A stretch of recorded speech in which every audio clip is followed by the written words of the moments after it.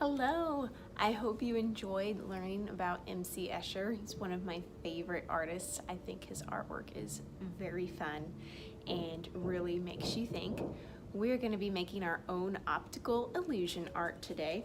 I've broken it down really simple for you. Here is an example of one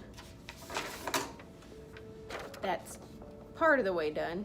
Obviously, I still have some coloring to do, but we're gonna make the illusion of these big tube-like things.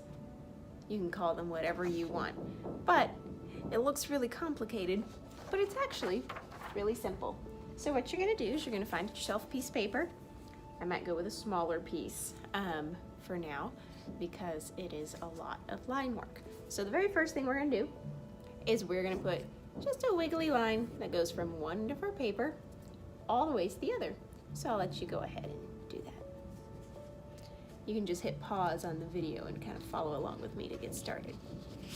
The second thing we're gonna do is on that wiggly line, we're gonna put some points. I put 1, 2, 3, 4, 5, 6, so you could even do 7 or 8, but 6 is probably the minimum. So I put points along my line, just randomly. The next thing I'm going to do is I'm going to take a line, I'm going to start off the edge of the paper and I'm going to kind of jump to my points, kind of like the line is bouncing. So all my points are going to connect in that way. Now I'm going to start building my tubes. So what I do is I go from point to point. The bottom of my pencil or marker always goes point to point, and then I just keep going further and further up. So I like to skip around, so I'll build a whole tube and then I'll come somewhere else and I'll build another tube.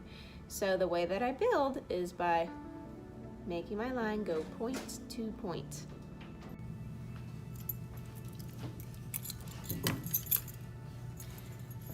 Okay, so here is one that I've completed on the top half. So all of my lines connect to my original points, and the fun thing is as you go tube by tube, some of them get bigger, some of them get smaller. It really adds a lot of variety, so it's okay. They do not all need to be the same size.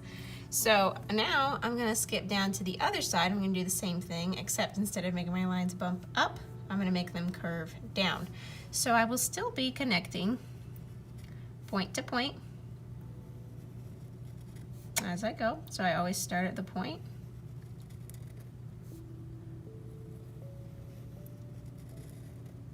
So I will always bring my pen back to this point, my pen or my pencil or whatever it is that I'm using. So what's gonna happen is when I do that, I'm gonna start to get these really thick black lines because I'm gonna be going over the same line over and over and over again. Okay.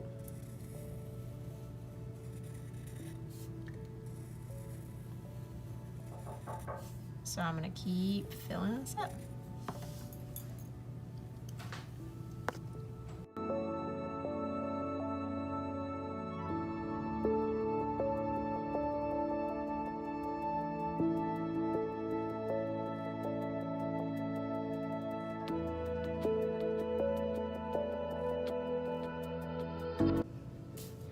Okay, good job, guys. So when we're done, we'll have something that looks like this. Got these cool little tubes or caterpillars or whatever you think that they look like. So we've got kind of a really interesting optical illusion going on, but we're not done. So hold on to these. Next week, we're gonna talk about coloring and how to shade in a way that creates the illusion of three-dimensionality. So that'll be nice and fun.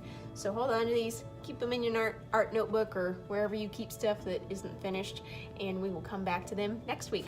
Bye.